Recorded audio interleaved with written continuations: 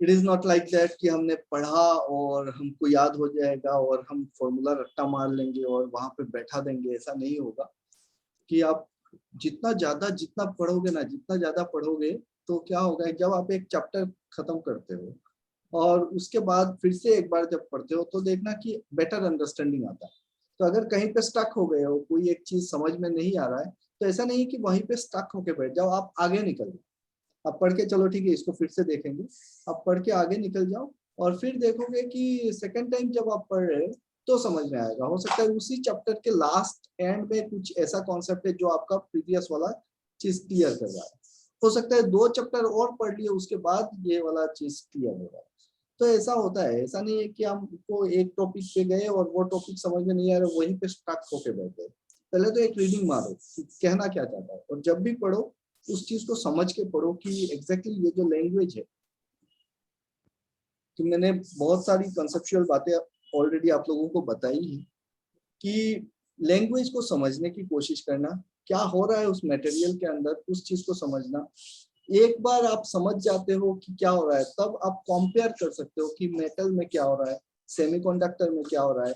अगर वही चीज घुमा फिरा के आपका डायोड बना रहे हो तब क्या होगा, अगर आप ट्रांजिस्टर बना रहे हो तो क्या होगा, क्यों ऐसा वेरिएशन आ रहा है, वो सारी चीजें समझ में आ जाएगी, है ना। तो और किसी को कुछ कहना है? But my dear friends, don't waste your time, क्योंकि टाइम एक ऐसा चीज है ना, वो आपके हाथों में आएगा नहीं। हर रोज आपके लाइफ पे हर रोज कुछ ना कुछ प्रॉब्लम रहेगा। सर अभी मतलब आप तो सिर्फ डिराइवेशन करा रहे हो ना, मतलब वो हम्म। डिराइवेशन ही हम लोग रिपीटेडली करते जाएंगे।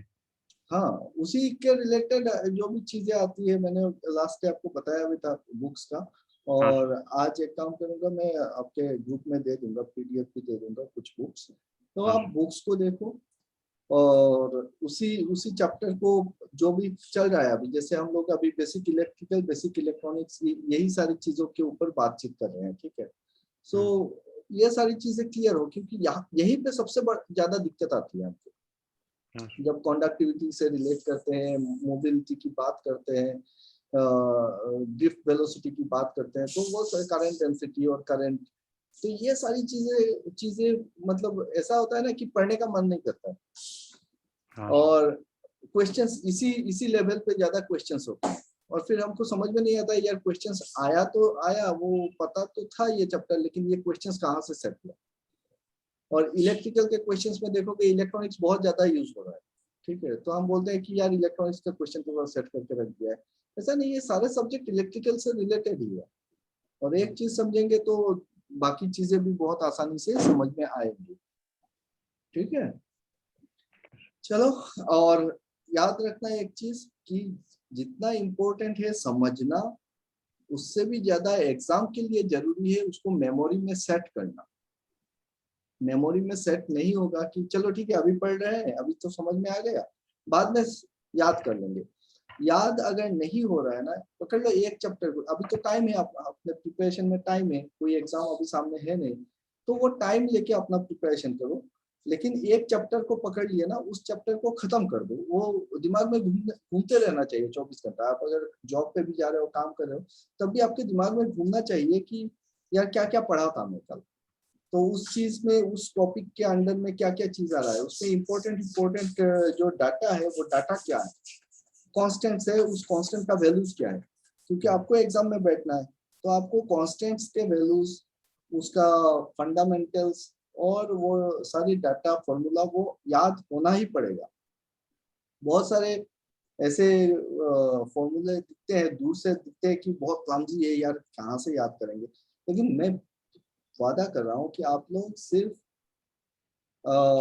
एक ही चीज को अगर 3-4 बार पढ़ते हो ना, उसके बाद वो एकदम आपके मेमोरी में सटीक बैठेगा ही बैठेगा, वो याद हो जाएगा, वो इजी हो जाएगा, इतना इजी हो जाएगा कि आप बोलो यार इसी ये चीज इतना प्रॉब्लम क्रिएट कर रहा था क्या पहले, इतना आसान चीज, टफ नहीं है। लेकिन आप जैसे ही छोड़ दोगे वो आपके मेमोरी से भाग जाएगा, फिर आप पकड़ोगे तो फिर से उतना ही टाइम लगने वाला है। तो जो भी चीज करते जा रहे हैं उस चीज का प्रैक्टिस रखो, उस चीज को रिपीटेडली पढ़ो, चाहे तो वीडियोस ही देखो फिर से, लेकिन रिपीट करते रहना जरूरी है। ठीक है, और जो जो इम्पोर्टेंट चीज दिमाग में आए उसको नोट करते रहो। खुद का नोट, क्योंकि दूसरों का नोट से आप नहीं पढ़ सकते हो, आपको अपना नोट खुद बनाना है कि इस चैप्टर में इम्पोर्टेंट क्या क्या लग रहा है, और फिर धीरे धीरे करके हम प्रैक्टिस सेशन शुरू करेंगे। हम old question paper set repeatedly ये करेंगे, उसमें हो जाएगा तैयारी, उसमें दिक्कत नहीं, आराम से हो जाएगा। ठीक है, चलो क्लास शुरू करते हैं। यस ओके,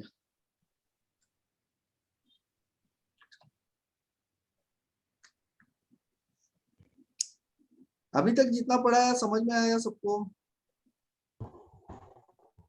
हाँ सर, आ गया। और कैसा लग रहा है मैं जो जिस ढंग से पढ़ा रहा हूँ, ठीक है? सर बढ़िया है, ओके, कम थैंक से यू। कम सर कॉलेज से तो बढ़िया है। कॉलेज से तो बेटर होगा ही। कॉलेज में देखो, यहाँ पे कॉन्स्टेंट्स है ना कि कॉलेज में जब टीचर पढ़ाते हैं आके, वो आपको पहली बार पढ़ाते हैं। समझना बात को, सिर्फ उनकी गलती नहीं है, बहुत सारे कारण हैं। नंबर वन कि वो टीचर जब आपको वो पर्टिकुलर सब्जेक्ट पढ़ा रहे हैं तो वो पहली बार पढ़ा रहे हैं, और पहली बार जब आपको कोई चीज पढ़ाते हैं तो थोड़ा सा समझने में तकलीफ होती है। दूसरा है कि कॉलेज में एक क्लास में 60-70 बच्चे होते हैं, है ना, मिनिमम, और जो टीचर होते हैं उनके पास एडुकेट इक्विपमेंट्स भी नहीं होते कि वो चिल्ला चिल्ला के बोलेंगे पीछे तक जाएगा, उतना एनर्जी कौन लगाएगा, उनका तो सैलरी आने वाला है। ठीक है, तो उतना एफर्ट भी नहीं लगाते हैं बहुत जगह पे, और मैक्सिमम टीचर्स का यही एफर्ट के कारण हमको समझ में नहीं आता है। और एक कारण क्या होता है कि हम क्लास बंक भी बहुत करते हैं।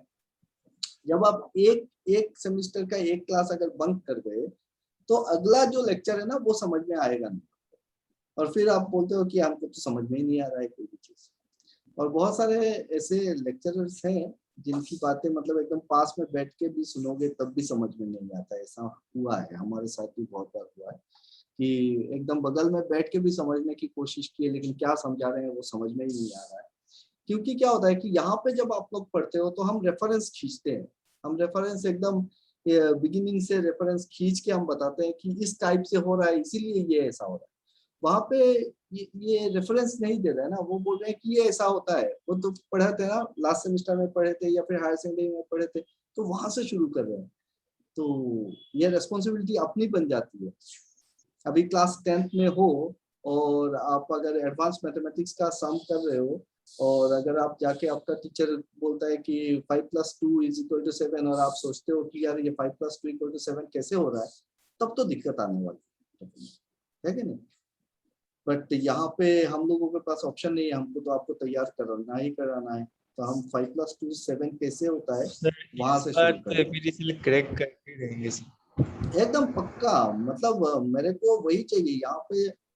जितने सारे मेरे साथ हो, एटलीस्ट वो जिस एग्जाम पे बैठे इसी तैयारी करें हम अपनी, कि जिस एग्जाम पे जाए ना, जहाँ पे बैठे वहां पे उतना कॉन्फिडेंस रहे कि हम पेपर लिए और ऐसे ऐसे मतलब 50% तो ऐसे ही सॉल्व कर दिए, उसके बाद 50% में थोड़ा सा अपना माथा पे जाके चेक किए, हो जाएगा, है ना। चलो शुरू करते हैं, और मैं अपनी तरफ से मैं आप लोगों को पूरा मतलब एश्योरेंस देता हूँ कि अपनी तरफ से 100% रखेंगे, आप लोगों की तैयारी में कोई कमी नहीं होगी। जितना जो भी स्टैंडर्ड होता है क्वेश्चंस का, हर एक टाइप का क्वेश्चंस हम सॉल्व करेंगे, ठीक है। बस आप लोगों को मेरे साथ चलते रहना है। आप लोगों के आपका काम मैं नहीं कर सकता कि आपको पढ़ना है, मैं एक एक दिन का गैप भी देता हूँ सो दैट आप लोग उस चीज को रेडी करो। वार्म अप में टाइम लगता है वो मुझको पता है। चलिए शुरू करते हैं, ओके। सो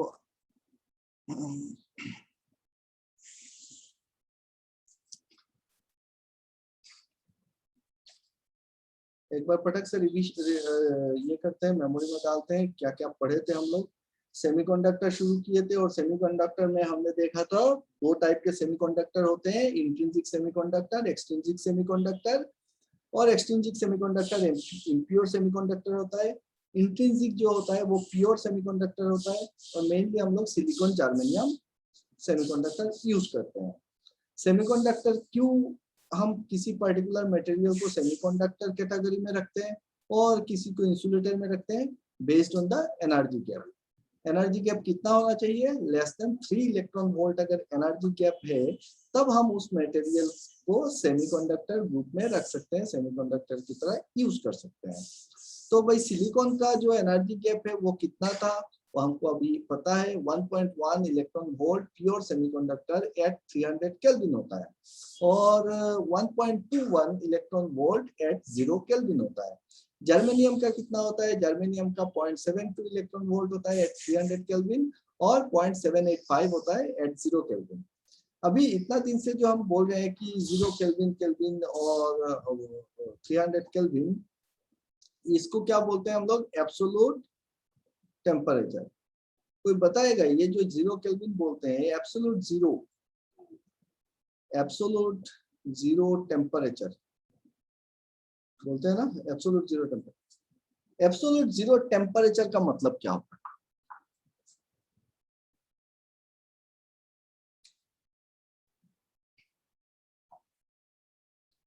दो एडिशनल चीजें आउट ऑफ द टॉपिक हम बात कर रहे हैं अभी। एक बात करेंगे टेम्परेचर, और जब टेम्परेचर की बात कर रहा हूं तो फिर साथ में प्रेशर का डिस्कशन भी जरूरी हो जाता है। ठीक है, तो ये दो चीज क्या है मेरे को बताओ। एब्सोल्यूट जीरो टेम्परेचर क्या है और एब्सोल्यूट जीरो प्रेशर क्या है?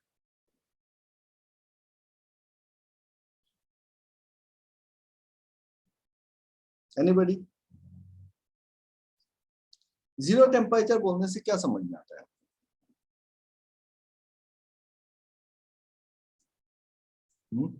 अक्षय?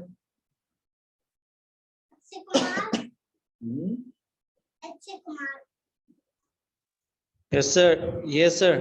एब्सोल्यूट जीरो टेम्परेचर बोलने से क्या समझ में आता है?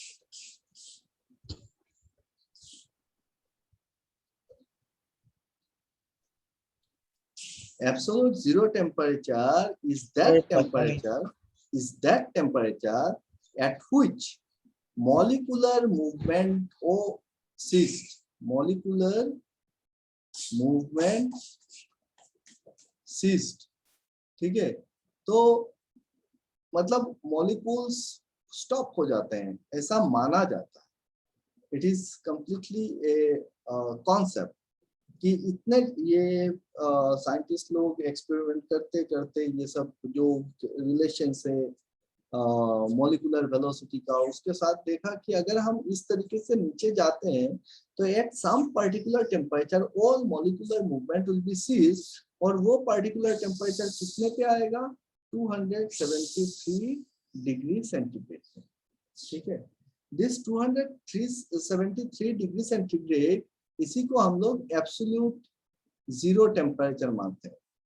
क्यों इसको एब्सोल्यूट बोल रहा हूँ? क्योंकि हम लोग जब जो टेम्परेचर का स्केल यूज करते हैं, टेम्परेचर का स्केल क्या यूज करते हो? डिग्री सेंटीग्रेड यूज करते हो या फिर फ़ारेनहाइट यूज करते हो, है ना? तो दो स्केल हम यूज करते हैं, एक डिग्री सेंटीग्रेड होता है और एक फ़ारेनहाइट स्केल होता है। अब डिग्री सेंटीग्रेड का जो एब्सोल्यूट स्केल है वो होता है केल्विन, और फ़ारेनहाइट का जो एब्सोल्यूट स्केल है वो होता है रैंकाइन। ठीक है, अब अगर -273 डिग्री सेंटीग्रेड एब्सोल्यूट जीरो होता है तो भाई नॉर्मल जीरो क्या बोल रहे हैं? अगर डिग्री सेंटीग्रेड का जीरो पकड़ना है, 0 डिग्री सेंटीग्रेड बोलता हूँ, तो 0 degree centigrade is equal to how much absolute temperature? It is 273 kelvin, है ना? तो ये जीरो कहां से मिला मेरे को? ये मिला फ्रीजिंग पॉइंट ऑफ, हम कंपेयर करके निकाले हैं कि फ्रीजिंग पॉइंट ऑफ वाटर, कि वाटर इस टेम्परेचर पे फ्रीज हो जाता है, मतलब उसका जो मॉलिक्यूलर ऐसा नहीं है कि मॉलिक्यूलर मूवमेंट, वो सॉलिड लिक्विड से सॉलिड बन जाता है कितना टेम्परेचर पे? 0 डिग्री सेंटीग्रेड पे। तो वाटर बॉयल कितने पे होता है? 100 डिग्री सेंटीग्रेड पे। ठीक है, so boiling point of water is at 100 degree centigrade, freezing point of water is at 0 degree centigrade, और इसी के बीच में जो स्केल हम यूज कर रहे हैं वो हो रहा है आपका डिग्री सेंटीग्रेड स्केल। तो फ़ारेनहाइट स्केल क्या होता है? कि freezing point of water is at 32 Fahrenheit और boiling point of water is at 212 Fahrenheit. तो यहाँ पे जो स्केल बनेगा फ़ारेनहाइट का वो बनेगा आपका 212 माइनस 32, कितना हो गया 180। सो 180 डिविजन्स रहेंगे फ़ारेनहाइट स्केल में और 100 माइनस 0 मतलब 100 डिविजन्स रहेंगे आपके सेंटीग्रेड स्केल में। ये दो स्केल हम यूज कर रहे हैं टेम्परेचर को मेजर करने के लिए, और उसमें से एब्सोल्यूट जीरो टेम्परेचर क्या बोल रहे हैं हम लोग? Absolute zero temperature is that particular temperature at which all molecular movement cease. अब देखो, अगर मॉलिक्यूलर मूवमेंट अगर सीज हो जाता है सारे के सारे, तो जो आइडियल गैस है, आइडियल गैस का वॉल्यूम क्या हो जाएगा? At absolute zero ideal gas का वॉल्यूम हो जाएगा 0, क्योंकि आइडियल गैस का तो गैस का जो मॉलिक्यूल से हम पकड़ते हैं कि उसका साइज नहीं है, तो वो कोई वॉल्यूम ऑक्युपाई नहीं करता है। अब सारे मॉलिक्यूल्स अगर एक जगह पे आ जाएंगे तो वो बन जाएगा 0, तो आइडियल गैस एग्जिस्ट नहीं कर पाएगा, और आइडियल गैस तो एग्जिस्ट करता भी नहीं है भाई, तो उसका वॉल्यूम 0 हो जाएगा। तो ये जो टेम्परेचर है -270, it is not exactly achievable, हम लोग अचीव नहीं कर पा रहे हैं, बट थियोरेटिकल कॉन्सेप्ट है। और फ्रीजिंग पॉइंट कितने पे है? ये अचीवेबल है, 0 डिग्री पे लेके आओ, हम लोग आइस बनाते हैं इसमें। Boiling point 100 degree centigrade. लेकिन यहाँ पे एक बात क्या है ना, ये बॉइलिंग पॉइंट और फ्रीजिंग पॉइंट जब हम बात करते हैं, it not only depend on temperature, it depends on pressure too. किसी भी चीज का, ये याद रखना, किसी भी चीज का फ्रीजिंग पॉइंट, बॉइलिंग पॉइंट, ये सिर्फ टेम्परेचर पे डिपेंड नहीं करता है, ये डिपेंड करता है कि कितने प्रेशर पे कितने टेम्परेचर पे होगा। सो जब हम बोलते हैं कि वाटर का बॉइलिंग पॉइंट 100 डिग्री सेंटीग्रेड, इसका मतलब ये होता है 100 degree centigrade at atmospheric pressure, at atmospheric pressure. अब एटमॉस्फेरिक प्रेशर क्या है? जो प्रेशर हमारा जो एटमॉस्फेरिक गैसेस है, जो गैस मॉलिक्यूल है, वो हमारे ऊपर जो प्रेशर एक्सर्ट कर रहा है, उसी को हम क्या बोल रहे हैं? एटमॉस्फेरिक प्रेशर बोल रहे हैं, उतने प्रेशर को। और जो प्रेशर का स्केल होगा, अगर आप देखो तो ये एटमॉस्फेरिक जीरो, ये क्या है? जो प्रेशर हमारे ऊपर है उसी को हम 0 मान के चल रहे हैं, उसी के ऊपर हम कैलकुलेट करते हैं प्रेशर को। लेकिन एब्सोल्यूट जीरो क्या होगा फिर प्रेशर का? एब्सोल्यूट जीरो हो जाएगा कितना में? अगर आप स्पेस पे चले जाते हो, इस एटमॉस्फेरिक लेयर से बाहर चले जाते हो, तो वहां पे कोई गैस मॉलिक्यूल एग्जिस्ट ही नहीं कर रहा है, वहां पे कोई कुछ नहीं है।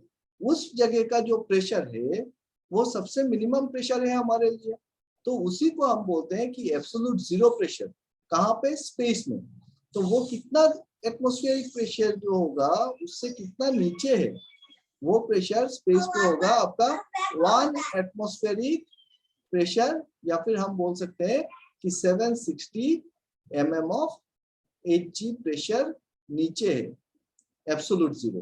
तो -760 mm of Hg is equal to your absolute zero pressure, और -273 degree centigrade is your absolute zero temperature. चलो, प्रेशर टेम्परेचर की बातें हम कभी फिर से करेंगे। यहाँ पे एब्सोल्यूट टेम्परेचर हम यूज कर रहे हैं, कौन सा वाला? केल्विन यूज कर रहे हैं। तो केल्विन में हम लोग हमेशा जानते हैं कि क्या करते हैं हम लोग? डिग्री सेंटीग्रेड प्लस 273 करते हैं। तो जो रूम टेम्परेचर होगा, रूम टेम्परेचर हम पकड़ते हैं 27 डिग्री सेंटीग्रेड प्लस 273, तो इसीलिए रूम टेम्परेचर को कितना लिख रहे हैं? 273 प्लस 27 डिग्री सेंटीग्रेड मतलब 300 केल्विन। ठीक है। और एट रूम टेम्परेचर हम बोल रहे हैं कि जर्मेनियम का और सिलिकॉन का, ये सारा एक्सपेरिमेंट कर रहे हैं कि सिलिकॉन का जो है वो 1.1 इलेक्ट्रॉन वोल्ट होता है एनर्जी गैप, और जर्मेनियम का 0.73 होता है। ठीक है। चलो, फिर कार्बन का देखा था 5 से 6 इलेक्ट्रॉन वोल्ट रहता है, और उसके लिए ये इंसुलेटर के कैटेगरी में पड़ता है। एक्सट्रिंसिक सेमीकंडक्टर देखा था। एक्सट्रिंसिक सेमीकंडक्टर में क्या होता है कि हम लोग कुछ ना कुछ एक एलिमेंट ऐड करते हैं उसको, और उसको हम इम्प्यूरिटी बोलते हैं। सिलिकॉन में कुछ मिलाएंगे, जर्मेनियम में कुछ मिलाएंगे, और फिर वो सेमीकंडक्टर हम बनाएंगे।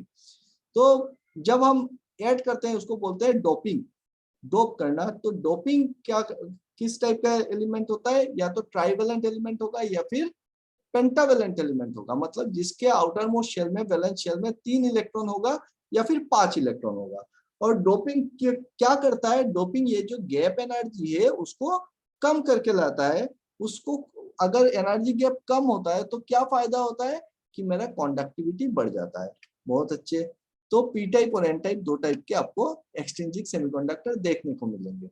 अब ये एक चीज बार बार दिखाता हूँ और इसको याद रखना भी जरूरी है कि सिलिकॉन और जर्मेनियम क्या है, हम लोग सेमीकंडक्टर यूज कर रहे हैं। और ट्राइवेलेंट एटम क्या है, ट्राइवेलेंट एटम है हमारे बोरोन, एल्यूमिनियम, गैलियम, इंडियम। तो ये सारे एलिमेंट जो है वो ट्राइवेलेंट एलिमेंट है, जिसको हम यूज कर सकते हैं सेमीकंडक्टर मटेरियल बनाने के टाइम पे। तो मेनली हम लोग क्या यूज करते हैं, हम लोग इंडियम यूज करते हैं, बोरोन यूज करते हैं, गैलियम भी यूज होता है। और फिर इधर इस साइड में देखोगे तो फास्फोरस, आर्सेनिक, एंटीमनी, ये सारे मटेरियल्स हम लोग यूज करते हैं सेमीकंडक्टर बनाने में, एक्सट्रिंसिक सेमीकंडक्टर। तो अगर मैं फास्फोरस यूज कर रहा हूँ या फिर आर्सेनिक, एंटीमनी, बिस्मथ अगर मैं यूज कर रहा हूँ सेमीकंडक्टर में, तो वो बन जाएगा मेरा एन टाइप सेमीकंडक्टर, है ना। और अगर मैं बोरॉन, गैलियम, इंडियम ये सारे यूज कर रहा हूँ तो वो बन जाएंगे मेरे पी टाइप सेमीकंडक्टर। तो यहाँ से कुछ एकदम इजी सवाल हो सकते हैं कि आपको 4 एलिमेंट दे दिए और उसमें से पूछा कि which one is your donor atom और एक्सेप्टर एटम।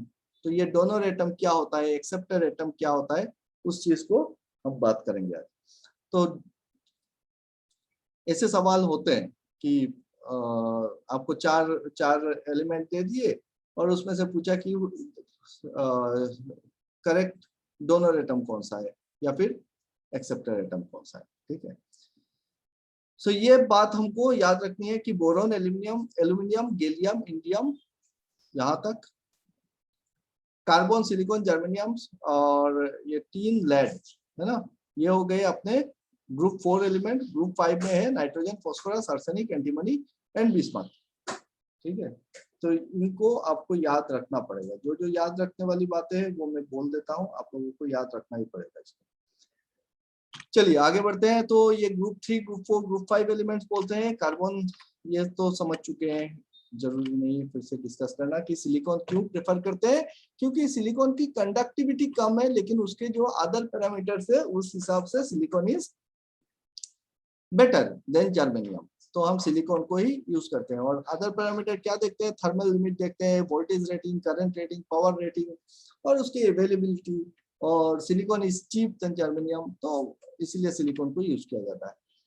फिर हमने देखा था the amount of energy in a quanta is equal to E is equal to H into F, और H है प्लांक कांस्टेंट। प्लांक कांस्टेंट का वैल्यू याद रखना जरूरी है। प्लांक कांस्टेंट कितना होता है, 6.6 into 10⁻34 जूल सेकंड। और फिर देखा था कि यार ये जो एनर्जी इलेक्ट्रॉन एब्जॉर्ब करता है वो फ्रीक्वेंसी के ऊपर डिपेंड करता है, फ्रीक्वेंसी ऑफ रेडिएशन। पकड़ लो आप लाइट दे रहे हो तो एक पर्टिकुलर फ्रीक्वेंसी में ही देना पड़ेगा, तब जाके इलेक्ट्रॉन एब्जॉर्ब करेगा।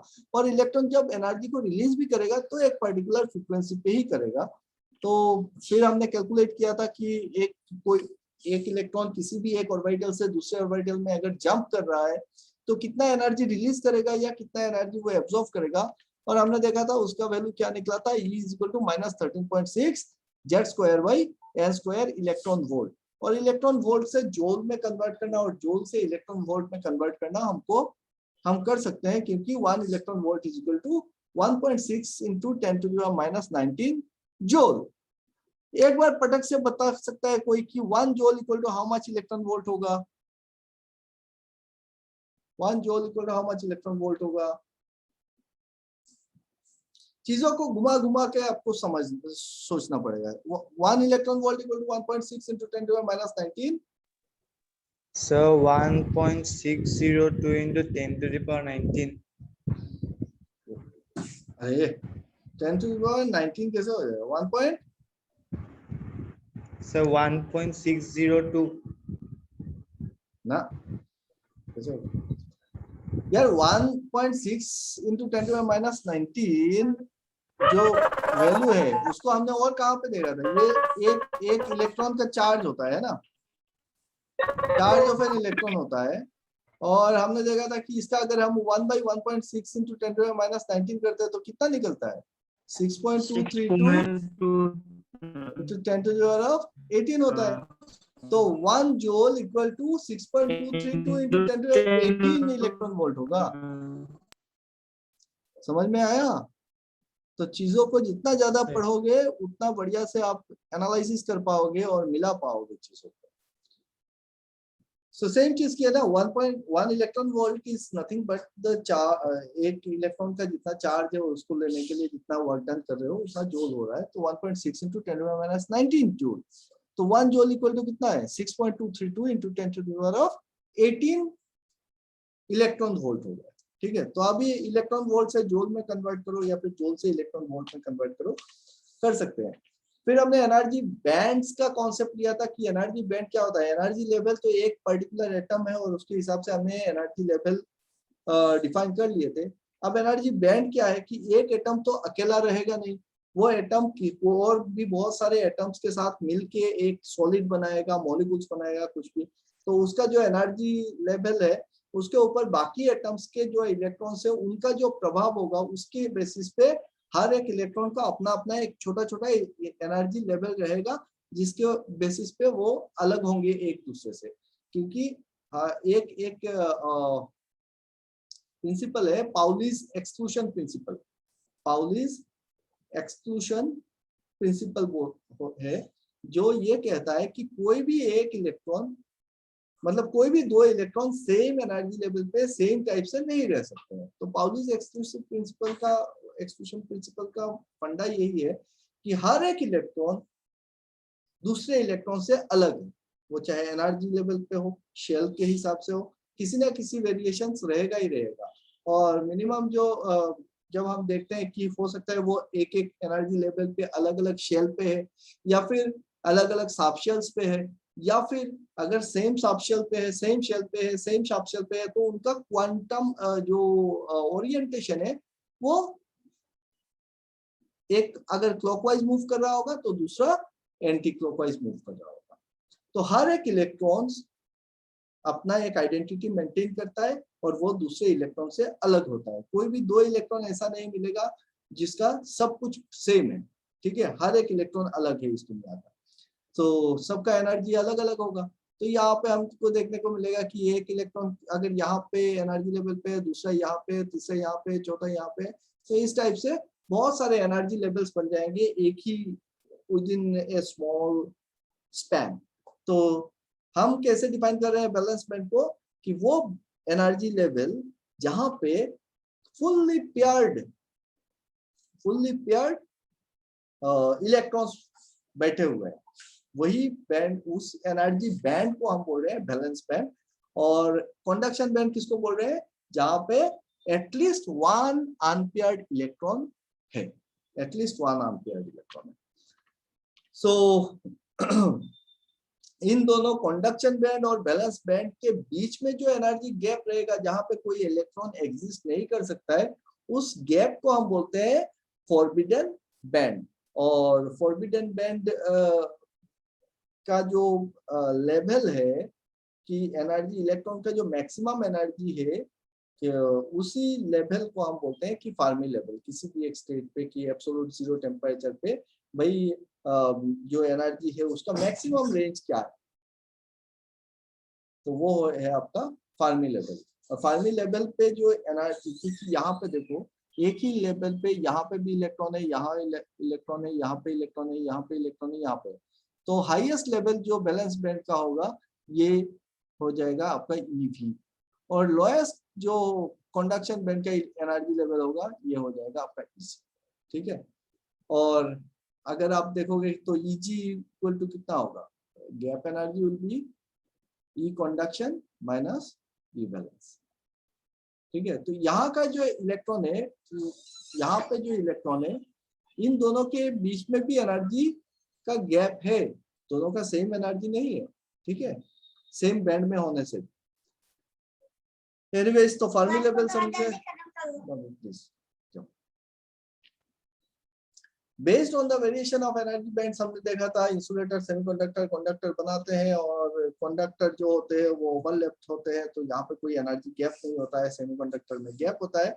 और जो फर्मी लेवल है वो प्योर सेमीकंडक्टर में सेंटर पे रहता है। जो एन टाइप सेमीकंडक्टर होगा तो उसमें इलेक्ट्रॉन्स ज्यादा होंगे, तो फिर वो कंडक्शन बैंड की तरफ मूव करेगा। और फिर हाईली डोप्ड अगर एन टाइप सेमीकंडक्टर है तो ये क्या होगा कि आपका just below the conduction band होगा, और अगर बहुत ज्यादा कंसंट्रेशन है तो फिर वो कंडक्शन बैंड में ही फर्मी लेवल शिफ्ट करेगा, तो that particular semiconductor will behave like a conductor. ठीक है, और पी टाइप सेमीकंडक्टर में फर्मी लेवल कहाँ पे होगा, होल्स ज्यादा होंगे, इलेक्ट्रॉन्स कम, तो बैलेंस बैंड की तरफ फर्मी लेवल मूव करेगा। और अगर highly dope P type semiconductor है तो फिर उसका जो फर्मी लेवल होगा वो एट बैलेंस बैंड हो जाएगा। ठीक है, फिर हमने इंट्रिंसिक सेमीकंडक्टर्स देखे थे, और इंट्रिंसिक सेमीकंडक्टर्स में हमने उसका स्ट्रक्चर देखा था कि किस तरीके से इंट्रिंसिक सेमीकंडक्टर बनते हैं। तो हर एक टेट्रावैलेंट एलिमेंट जो है वो एक दूसरे के साथ कोवैलेंट बॉन्ड में इलेक्ट्रॉन्स को शेयर कर रहे हैं, और इलेक्ट्रॉन्स को जब शेयर कर रहे हैं तो एक क्विक बॉन्डिंग क्रिएट हो रहा है जो टूट सकता है, लेकिन उसको तोड़ने के लिए क्या करना पड़ेगा, इस एक पर्टिकुलर एनर्जी सप्लाई करना पड़ेगा आपको। तो यहाँ पे जो वैलेंस इलेक्ट्रॉन ही दिखा रहे हैं, और वैलेंस इलेक्ट्रॉन जो बॉन्ड में है वो है कोवैलेंट बॉन्ड, और कोवैलेंट बॉन्ड एक क्विक बॉन्ड होता है जहाँ पे अगर आप थोड़ा सा एनर्जी सप्लाई कर देते हो इस इलेक्ट्रॉन को तो ये बॉन्ड से निकल के ये यहाँ पे आ जाएगा। जब ये निकल के क्रिस्टल पे आ गया और फ्री हो गया तो now this electron is called your conduction electron, free electron जो करंट को कंडक्ट कर सकता है क्रिस्टल के अंदर। और यहाँ पे जो खाली स्पेस बन गया इसी को आप बोलोगे क्या, होल। अगर एक इलेक्ट्रॉन यहाँ से निकल के इस क्रिस्टल से, इस बॉन्ड से निकल के आ गया, अपना जो न्यूक्लियस था, जो उसका पेरेंट न्यूक्लियस था, उस पेरेंट न्यूक्लियस से निकल के आ गया तो वो फ्री इलेक्ट्रॉन बन गया।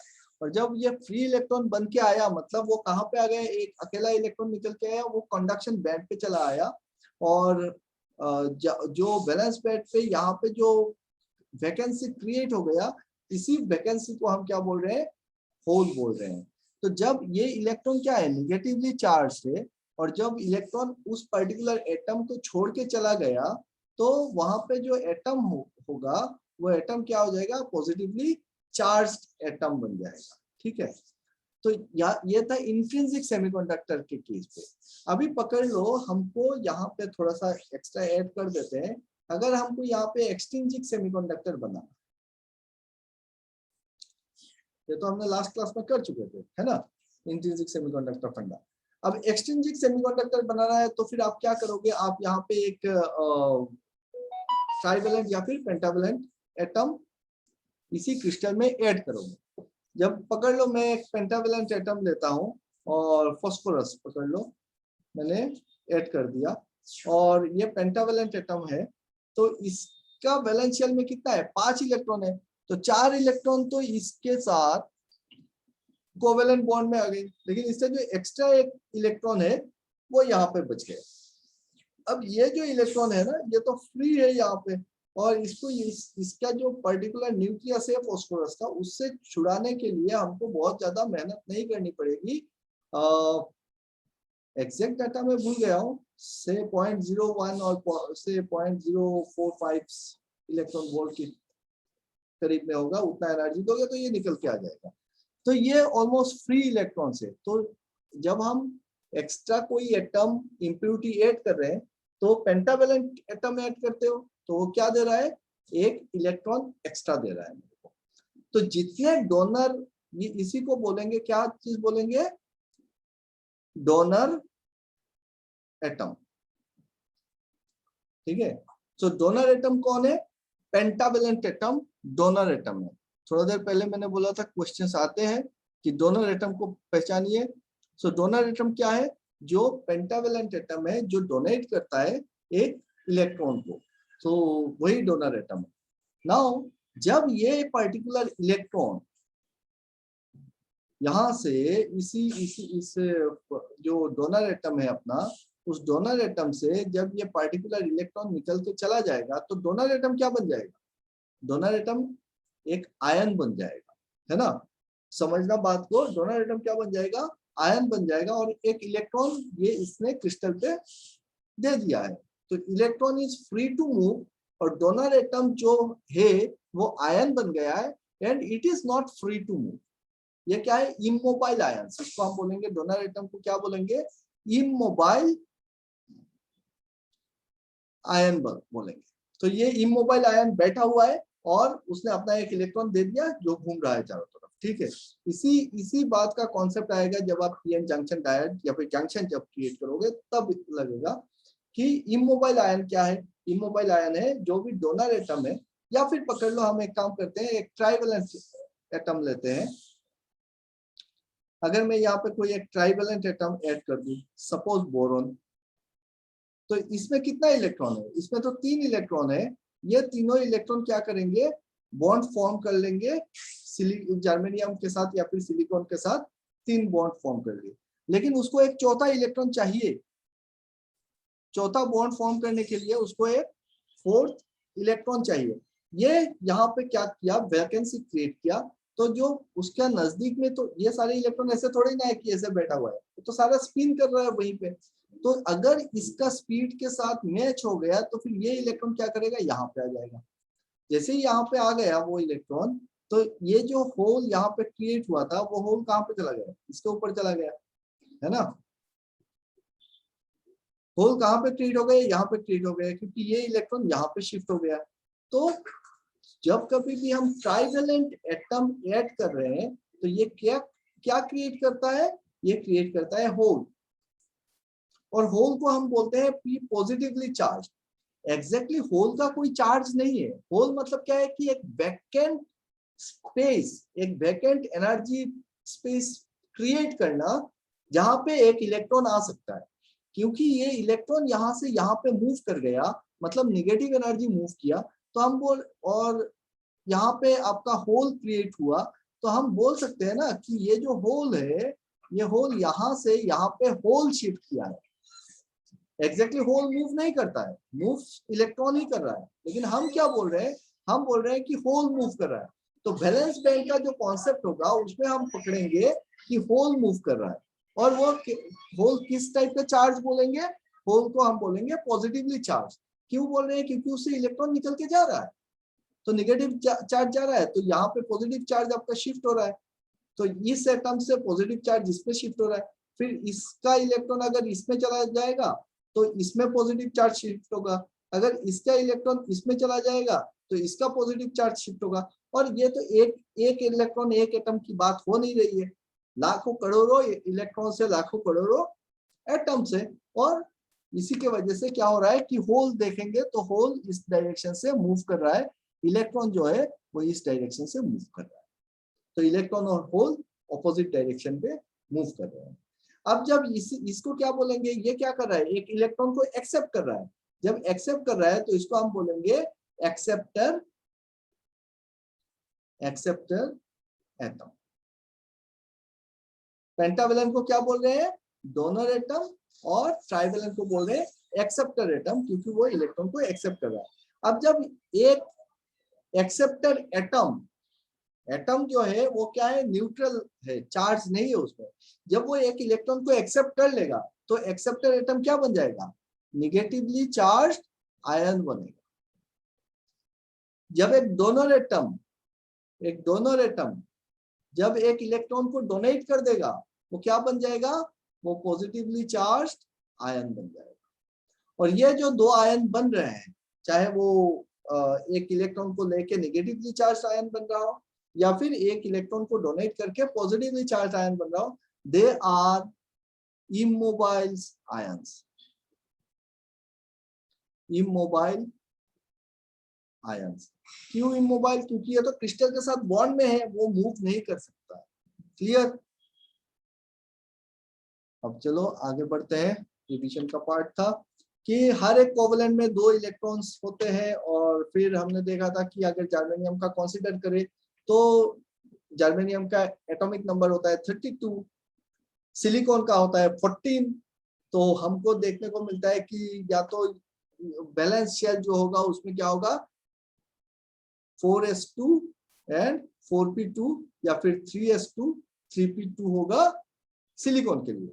तो आगे बढ़ते हैं, और सब में इलेक्ट्रॉन जब बढ़ता है तो हमने देखा था कि पहले एक टाइप के स्पिन में इलेक्ट्रॉन्स बढ़ेंगे, फिर जाके वो पर्टिकुलर सब ऑर्बिटल्स भी फुलफिल होते हैं, और 3s2 3p इस टाइप से पूरा का पूरा इलेक्ट्रॉन बढ़ जाएंगे। लेकिन 3p के बाद 3d नहीं फिल होगा, 4s फिल होगा। 4s में 2 इलेक्ट्रॉन आने के बाद आपका 3d सबशेल जो है वो फुलफिल होगा, 3d10 होगा, है ना। तो और 4p2 में जाके हमारा जर्मेनियम का एक एटम का जो इलेक्ट्रॉनिक कॉन्फ़िगरेशन है वो खत्म होता है।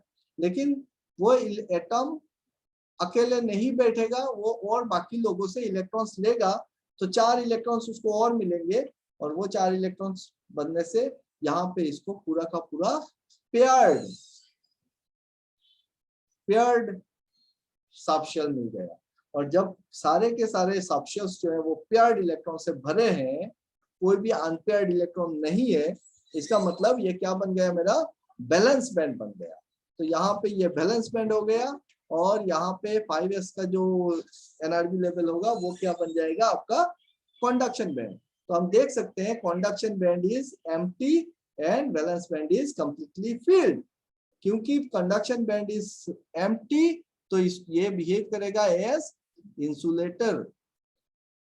और जब हम थर्मल एजुकेशन करेंगे, अगर हम जर्मेनियम के ऊपर हीट अप्लाई करेंगे या फिर उस पर लाइट अप्लाई करेंगे, फोटॉन्स देंगे, तो हो सकता है कि कोई एक इलेक्ट्रॉन ऐसा हो जिसमें जो एनर्जी गेन करेगा, और एनर्जी कितना गेन करना पड़ेगा जर्मेनियम के लिए, 0.78 इलेक्ट्रॉन वोल्ट एनर्जी गेन करेगा। तो एक इलेक्ट्रॉन जो है वो इलेक्ट्रॉन क्या होगा, यहाँ से मूव करके चला जाएगा 5s पे कंडक्शन बैंड पे, और वहां पे वो कंडक्शन शुरू करेगा, तो यहाँ पे एक होल बन जाएगा। ठीक है। So hole creates hole current, electron creates electron current. Electron current जो होगा वो कंडक्शन बैंड में मूव करेगा, इस लेयर पे, इस एनर्जी लेवल पे इलेक्ट्रॉन करंट मूव होगा, और होल करंट इस लेवल पे बैलेंस बैंड पे मूव करेगा। होल कभी भी कंडक्शन बैंड पे नहीं जा सकता है, और होल एग्जैक्टली मूव ही नहीं करता है, लेकिन क्या होता है, इलेक्ट्रॉन मूव होता है बैलेंस बैंड में। बैलेंस बैंड में अगर इलेक्ट्रॉन मूव हो रहा है उसको हम बोल रहे हैं होल मूवमेंट, पॉजिटिव चार्ज का मूवमेंट बोल रहे हैं। और कंडक्शन बैंड में जब इलेक्ट्रॉन मूव कर रहा है तो उसको हम नेगेटिवली चार्ज का मूवमेंट बोल रहे हैं। अब जब कभी भी आप कोई एक इलेक्ट्रिक फील्ड अप्लाई करते हो, पकड़ लो ये एक जर्मेनियम क्रिस्टल है या सेमीकंडक्टर है, और उस पर आप एक इलेक्ट्रिक फील्ड अप्लाई करते हो, एक वोल्टेज सोर्स लगाते हो, तो वोल्टेज देने से, वोल्टेज सोर्स देने से हमने देखा था क्या होता है, एक इलेक्ट्रिक फील्ड क्रिएट होता है। और वोल्टेज देने से अगर V वोल्ट अप्लाई कर रहा हूं, और यहाँ पे अगर एक इलेक्ट्रिक फील्ड क्रिएट हो रहा है, तो इलेक्ट्रिक फील्ड को हम बोल सकते हैं कि V/m और V/L। V/L क्या है कि जितना पोटेंशियल डिफरेंस है पर यूनिट लेंथ, कितना पोटेंशियल डिफरेंस क्रिएट होगा, उसी को हम बोलते हैं इलेक्ट्रिक फील्ड। इलेक्ट्रिक फील्ड का क्या डेफिनेशन बोल सकते हैं, और एक कि जो भी पोटेंशियल डिफरेंस क्रिएट कर रहे हो आप दोनों एंड पे, वो पर यूनिट लेंथ कितना पोटेंशियल डिफरेंस है, उसी को इलेक्ट्रिक फील्ड बोलते हैं। तो इलेक्ट्रिक फील्ड अगर क्रिएट करते हो यहाँ पे, तो हम क्या देखेंगे, अगर यहाँ पे नेगेटिवली चार्ज इस तरफ है, नेगेटिव टर्मिनल, इस तरफ पॉजिटिव टर्मिनल है, तो जो इलेक्ट्रॉन्स होंगे वो इलेक्ट्रॉन किधर मूव करेगा, इस साइड मूव करेगा। अगर इसी जर्मेनियम क्रिस्टल पे होल है तो होल किधर मूव करेगा, इस साइड मूव करेगा। सो इलेक्ट्रॉन और होल्स ऑपोजिट डायरेक्शन पे मूव करेंगे। और जो कन्वेंशनल करंट होगा, तो कन्वेंशनल करंट की बात जब करेंगे हम लोग, तो कन्वेंशनल करंट को क्या देख रहे हैं कि कन्वेंशनल करंट इस डायरेक्शन से मूव होगा, और होल करंट, तो कन्वेंशनल करंट और इलेक्ट्रॉन इलेक्ट्रॉन के फ्लो के ऑपोजिट है, लेकिन होल के डायरेक्शन में ही है। तो होल पॉजिटिवली चार्ज है, उसी के डायरेक्शन में कन्वेंशनल करंट भी मूव होगा। ठीक है, तो ये सारी बातें मैं रिपीट करता हूँ क्योंकि ये सारी बातों को समझने में मेरे को पता है कि आप लोगों का पूरा क्लियर होने में अभी भी बहुत टाइम लगेगा कि आप उतना बन जाओ कि लॉजिक लगा सको किसी भी चीज के ऊपर। एनीवेज, सो हमने देखा था कि अगर एक्सटर्नल फील्ड अप्लाई करते हैं तो बता दिया कि होल किस तरफ मूव करेंगे, इलेक्ट्रॉन्स किस तरफ मूव करेंगे, होल करंट क्या होगा, इलेक्ट्रॉन करंट क्या होगा, वो अभी समझ में आ गया है ना। फिर हमने देखा था जनरेशन एंड रिकॉम्बिनेशन। और जनरेशन क्या होता है कि जब हम थर्मल एनर्जी देते हैं किसी भी सेमीकंडक्टर में, तो इंट्रिंसिक सेमीकंडक्टर में, तो नेचुरली क्या होता है कि टेम्परेचर मिलने से वो इलेक्ट्रॉन एनर्जी गेन करके निकल के आ जाता है। जब एक इलेक्ट्रॉन निकल के आता है अपना पेरेंट एटम को छोड़ के एक इलेक्ट्रॉन निकल के आता है, तो वहां पे एक होल क्रिएट होता है। और ये जो एक इलेक्ट्रॉन निकला तो एक होल बना, इसी को बोलते हैं इलेक्ट्रॉन होल पेयर। और ये इलेक्ट्रॉन होल पेयर जो है वो क्यों बन रहा है, क्योंकि हम उस पे थर्मल एनर्जी सप्लाई कर रहे हैं। अब एनर्जी 3 तरीके से आप सप्लाई कर सकते हो, या तो आप टेम्परेचर दो, हीट दो, या फिर आप लाइट दो, या फिर आप एक इलेक्ट्रिक फील्ड भी अप्लाई करो कि पहले से है और फिर एक इलेक्ट्रिक फील्ड अप्लाई किया तो उसी से जो हीट प्रोड्यूस होगा, अल्टीमेटली हीट है, एनर्जी गेन करना चाहिए। So converse of the generation is called recombination. अब जब जनरेशन हो रहा है, एक इलेक्ट्रॉन निकला एक होल बना, एक इलेक्ट्रॉन निकला एक होल बना, तो यहाँ पे जो होल बना दूसरा एक इलेक्ट्रॉन आके उसी के साथ मार्ज कर गया, और ये इलेक्ट्रॉन होल एक इलेक्ट्रॉन होल पेयर क्या हो गया कि मार्ज हो गया, वेनिश हो गया। इसी को बोलते हैं रिकॉम्बिनेशन। तो ये कॉम्बिनेशन और रिकॉम्बिनेशन प्रोसेस साइमल्टेनियस चलता रहता है। अब रिकॉम्बिनेशन में दिक्कत क्या है? रिकॉम्बिनेशन में ये दिक्कत है जब आपका जनरेशन हो रहा है तो क्या कर रहा है, इलेक्ट्रॉन एनर्जी एब्जॉर्ब कर रहा है और एब्जॉर्ब करके निकल रहा है। लेकिन जब रिकॉम्बिनेशन हो रहा है, जब वो फिर से किसी एक होल में आके मार्ज हो जा रहा है, तो वो एनर्जी छोड़ दे रहा है। और एनर्जी छोड़ेगा किस फॉर्म में? एनर्जी तो वो खा नहीं सकता है, वो एनर्जी को छोड़ देगा। एनर्जी किसी एक फॉर्म में छोड़ेगा, वो हीट के फॉर्म में छोड़ेगा। तो हीट के फॉर्म में छोड़ेगा तो जो आपका क्रिस्टल है, जो आपका सेमीकंडक्टर है, उसका टेम्परेचर बहुत हाई हो जाएगा। इसीलिए रिकॉम्बिनेशन प्रोसेस को कंट्रोल में रखना जरूरी है, नहीं तो आपका सेमीकंडक्टर क्या होगा, एक्सेसिव हीट हो जाएगा। जितना गर्म होगा उतना ज्यादा जनरेशन प्रोसेस होगा, जितना जनरेशन होगा उतना ही आपका फिर से रिकॉम्बिनेशन बनेगा, और हीट इतना हो जाएगा कि आपका जो क्रिस्टल है वो क्रिस्टल ही डैमेज हो जाएगा, एवलांच ब्रेकडाउन, और गर्म होके पूरा का पूरा क्रिस्टल गल जाएगा, खत्म आपका काम। सो इसी प्रोसेस को हम क्या करते हैं, कंट्रोल करते हैं रिकॉम्बिनेशन प्रोसेस को। और उसके लिए जो मटेरियल यूज होता है, हमने बताया था सबसे ज्यादा एक्सटेंसिवली यूज होने वाला मटेरियल वो है आपका gold. So gold acts as a recombination agent. तो क्या होता है कि उसका क्रिएशन जनरेशन तो होता है, लेकिन रिकॉम्बिनेशन का प्रोसेस वो कम कर देता है। The time in between generation and recombination of an electron hole pair, उसी को क्या कहते हैं, मीन लाइफ टाइम कहते हैं, कि एक होल कितना देर तक रह सकता है जनरेशन के बाद। और ये मीन लाइफ टाइम बहुत इंपॉर्टेंट हो जाता है हमारे सेमीकंडक्टर के लिए। और टाइम कितना होता है, इन जनरल 1 माइक्रोसेकंड से 1000 माइक्रोसेकंड के बीच पे एक होल का लाइफ टाइम होता है। ठीक है, उसके बाद हम कैरियर कंसंट्रेशन की बात करें तो कैरियर कंसंट्रेशन क्या है? कैरियर क्या है? सेमीकंडक्टर में कैरियर है, इलेक्ट्रॉन भी कैरियर है और होल भी कैरियर है। होल को हम P से डिनोट करेंगे, इलेक्ट्रॉन को हम E से डिनोट करेंगे। तो hole positively charge, electron negatively charge, ये दोनों ही हमारे कैरियर है। ठीक है, तो कैरियर कंसंट्रेशन जब हम बोल रहे हैं, इसका मतलब पर यूनिट वॉल्यूम, कोई भी एक क्रिस्टल का पर यूनिट वॉल्यूम पे कितना इलेक्ट्रॉन है और कितना होल है, वही हमको देखना है। That is called your carrier concentration. The most important parameter in any semiconductor is the carrier concentration. In an intrinsic semiconductor, under thermal equilibrium, the concentration of electron holes are equivalent. मतलब n equal to p होता है, और इसी को हम बोल रहे हैं इंट्रिंसिक कंसंट्रेशन, Ni से डिनोट कर रहे हैं। N number of electrons per unit volume is equal to number of holes per unit volume is equal to your intrinsic concentration. Intrinsic concentration. So the intrinsic carrier concentration varies between materials and it is dependent on temperature. तो देखो number of electrons, जितना आप temperature बढ़ाओगे number of electrons बढ़ेगा, number of electrons बढ़ेगा तो number of holes भी बढ़ेंगे। हम इंट्रिंसिक की बात कर रहे हैं, अभी एक्सट्रिंसिक की बात नहीं कर रहे हैं। सो नंबर ऑफ इलेक्ट्रॉन्स बढ़ेगा तो नंबर ऑफ होल्स बढ़ेगा, और नंबर ऑफ इलेक्ट्रॉन्स और होल्स बढ़ेंगे, इसका मतलब क्या बढ़ रहा है, मेरा इंट्रिंसिक कॉन्सेंट्रेशन बढ़ रहा है। अब जब कॉन्सेंट्रेशन बढ़ता रहेगा तो आपका, चलो मोबिलिटी पे आते हैं कि मोबिलिटी क्या होगा, ड्रिफ्ट वेलोसिटी क्या होगा, उसके ऊपर आएंगे। तो सिलिकॉन के लिए हमने देखा था कि इंट्रिंसिक कंसंट्रेशन जो होता है नॉर्मल सिलिकॉन के लिए एट रूम टेम्परेचर कितना होता है, 10 to the power of 10 पर सेंटीमीटर क्यूब।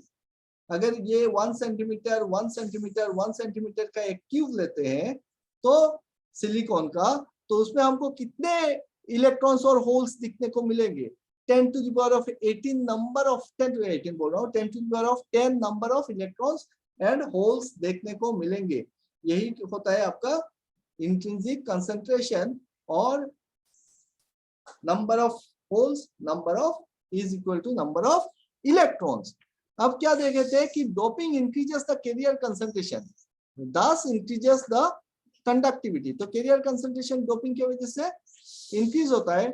और हमने ये बोला था कि अगर हाईली डोप्ड है तो इसी को क्या बोलते हैं, डीजेनाइट सेमीकंडक्टर बोलते हैं, और डीजेनाइट सेमीकंडक्टर एक कंडक्टर की तरह काम करता है। डीजेनाइट सेमीकंडक्टर इसीलिए मास एक्शन लॉ को फॉलो नहीं करता है।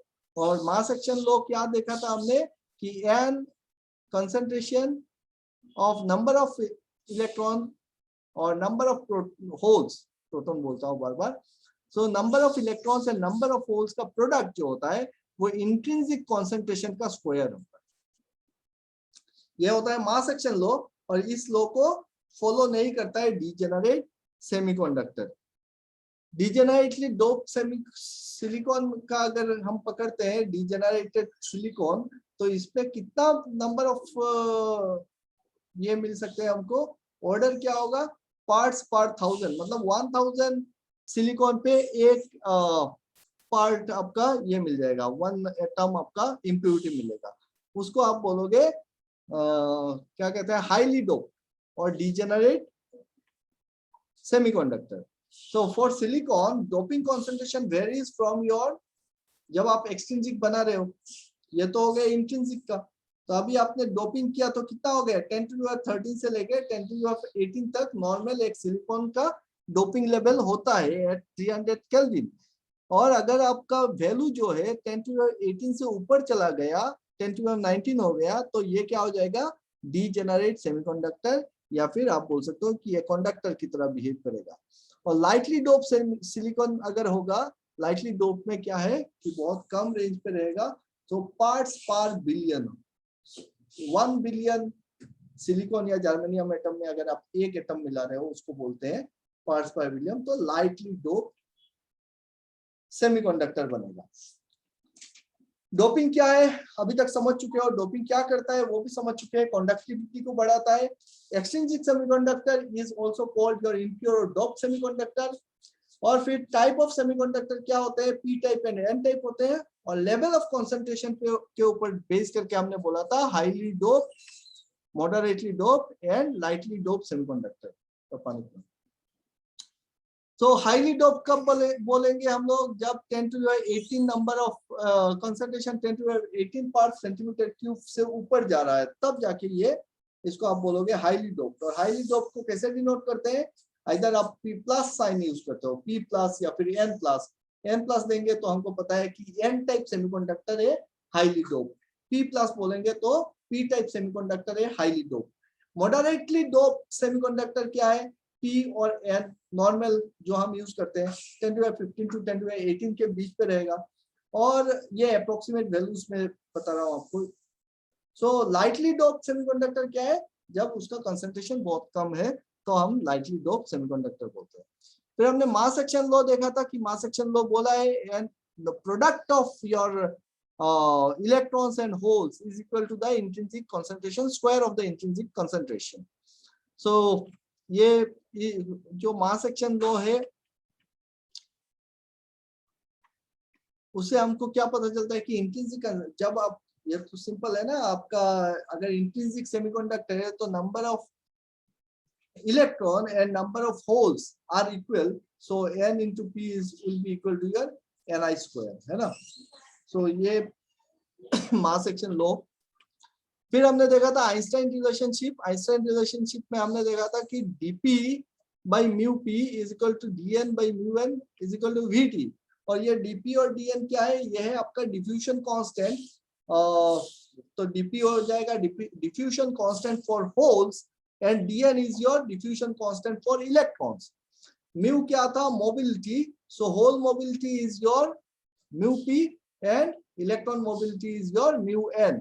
और मोबिलिटी का यूनिट क्या होता है, metre square per volt second, important, metre square per volt second. और डिफ्यूजन कांस्टेंट का यूनिट क्या है, मीटर स्क्वायर पर सेकेंड, ठीक है।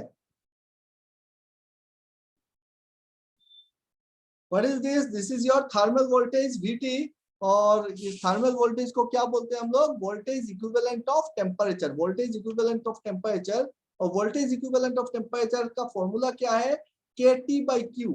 What is this K, what is this T, T is nothing but your absolute temperature, और K is our Boltzmann's, sorry Boltzmann नहीं, Boltzmann's constant, Boltzmann's constant। और Boltzmann's constant का value कितना होता है, 1.3 into 10 to the power of minus 23 जोल पर kelvin. अगर जोल में एक्सप्रेस कर रहे हो जोल पर केल्विन तो है 1.38 into 10 to the power of minus 23 जोल।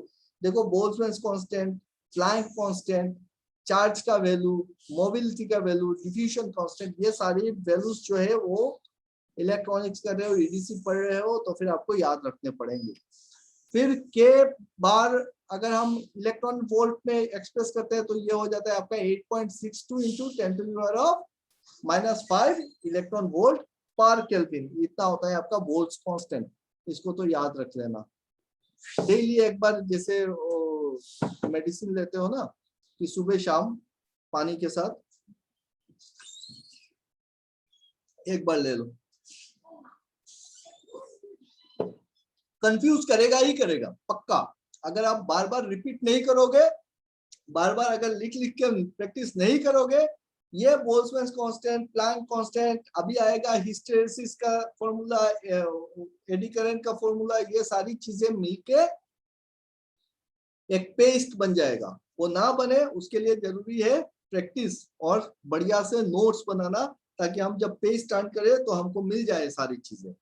सो बोल्ट्जमैन कांस्टेंट कितना है, 1.38 into 10 to the minus 23 जोल पर केल्विन, और इलेक्ट्रॉन वोल्ट में जब हम एक्सप्रेस करेंगे तो 8.62 into 10 to the minus 5 electron volt per kelvin. So इसको अगर वैल्यू हम यहाँ पे पुट करते हैं बोल्ट्जमैन कांस्टेंट का और चार्ज का, charge 1.6 into 10 to the minus 19 coulomb, इसको अगर हम वैल्यू पुट करते हैं तो हमको मिलता है थर्मल वोल्टेज या फिर volt equivalent of temperature is equal to absolute temperature divided by 11,600। ये फॉर्मूला भी बहुत काम का फॉर्मूला है, डायरेक्ट क्वेश्चंस आता है इसके ऊपर, आपको निकालने को देगा, डायरेक्टली आपको बोल देगा कि find the voltage equivalent of temperature, और बहुत सारा कुछ लिख देगा। आपको उतना दिमाग लगाना ही नहीं है, सिर्फ टेम्परेचर को लेना है, डिवाइडेड बाय 11,600 मिल गया आपको थर्मल वोल्टेज। सो एट एब्सोल्यूट जीरो कितना हो जाएगा, एब्सोल्यूट जीरो हो जाएगा 0 वोल्ट एट 300 केल्विन कितना हो जाएगा 26 मिलीवोल्ट, ठीक है। सो इतना तो थर्मल वोल्टेज हो जाएगा। अब इंट्रिंसिक कंसंट्रेशन की बात कर रहे थे तो यहाँ पे थोड़ा सा आज और फॉर्मूला कुछ ऐड कर देता हूँ, और आपका काम होगा 2 दिन है उसके अंदर आपको ये याद रखना है कि इंट्रिंसिक सेमीकंडक्टर, जब कंसंट्रेशन ऑफ इलेक्ट्रॉन्स और होल्स इन इंट्रिंसिक सेमीकंडक्टर, तो concentration of electron is given by Nc into e to the power of minus Ec minus Ef by Kt। अब ये ECEF क्या बताया था कि पकड़ लो, अगर हम एनर्जी बैंड कंसीडर करते हैं तो ये अपना वैलेंस बैंड, ये अपना कंडक्शन बैंड, तो यहाँ पे जो हाईएस्ट लेवल ऑफ एनर्जी है उसको मैं क्या बोल रहा हूँ, EV, कि वैलेंस बैंड का एनर्जी हाईएस्ट एनर्जी लेवल यहाँ पे, और कंडक्शन बैंड का जो लोएस्ट एनर्जी लेवल है उसको मैं बोल रहा हूँ EC, और जो फार्मी लेवल है बीच का उसको मैं बोल रहा हूँ EF। ठीक है, सो concentration of electrons in an intrinsic semiconductor कितना होगा, N is equal to NC, NC is a constant, और NC into e to the power of minus EC minus EF। ठीक है, माइनस EC माइनस EF, इतना हो जाएगा आपका concentration of electrons in any intrinsic semiconductor। तो concentration of holes कितना होगा, concentration of holes होगा NV into e to the power of minus EF minus EF minus EV, minus EF जो Fermi energy है माइनस EV इतना divided by KT, K क्या है, Boltzmann constant, temperature in absolute. So ये directly आपको याद रख लो दो formula, concentration of electrons, concentration of holes कितना होता है। अगर आपको फर्मी लेवल पता है, फर्मी एनर्जी दिया हुआ है, कंसंट्रेशन और आपका एनर्जी बैंड दिया हुआ है, EV दिया हुआ है, NC जो कांस्टेंट है ये कांस्टेंट डिपेंड करता है, इसको याद नहीं करने से भी होगा क्योंकि ये वैल्यू सप्लाइड रहेगा, आपको निकालना नहीं है, और इसका डेरिवेशन पे भी मैं नहीं जा रहा हूँ।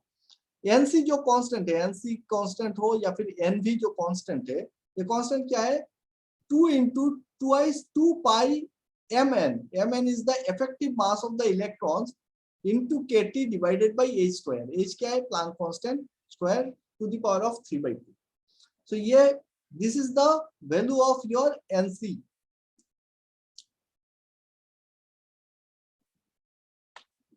NV कितना होगा, same 2 into 2 pi MP, P क्या है, mass of holes, effective mass, asterisk देखने को मिलेगा, effective mass of holes into KT divided by H square to the power of 3/2।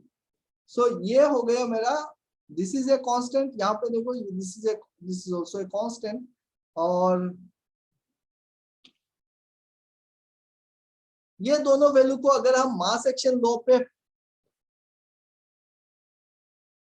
क्या करते हैं, भरते हैं, तो मास एक्शन लॉ कितना था, NP equal to NI square, तो इंट्रिंसिक कंसंट्रेशन कितना मिलेगा, NC into NV e to the power of this much minus EC, कितना हो गया, minus EC plus EF minus EF plus EV। सो EF EF कैंसिल, बच जाएगा कितना, EV माइनस EC। सो EV माइनस EC, और ये कितना हो जाएगा, this will be equal to minus EG। सो आपको मिल गया माइनस EG बाई KT। ठीक है, सो NI स्क्वायर इंट्रिंसिक कंसंट्रेशन का स्क्वायर जो है NC इंटू NV, NC का फॉर्मूला दिया हुआ है, NV का फॉर्मूला दिया हुआ है, e to the power of minus EG by KT।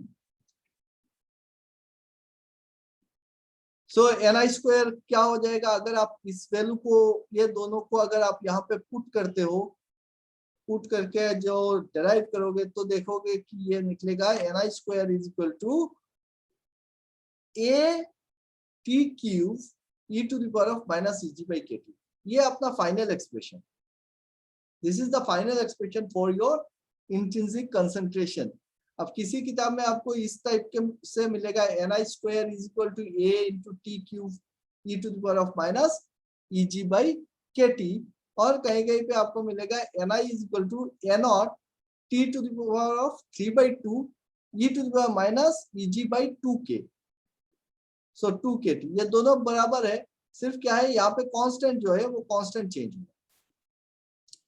यहाँ पे NI स्क्वायर का रूट निकाल दो तो T to the power of 3/2 हो जाएगा, और e to the power minus EG by KT के जगह पे e to the power minus EG by 2KT आएगा। ठीक है, सो ये एक्सप्रेशन है आपका इंट्रिंसिक कंसंट्रेशन का निकालने का फॉर्मूला आपको एग्जाम्स में देखने को मिलेगा कि आपको एब्सोल्यूट टेम्परेचर दिया होगा, ठीक है, कांस्टेंट सप्लाइड रहेगा, और गैप एनर्जी हो सकता है आपको निकालना पड़े।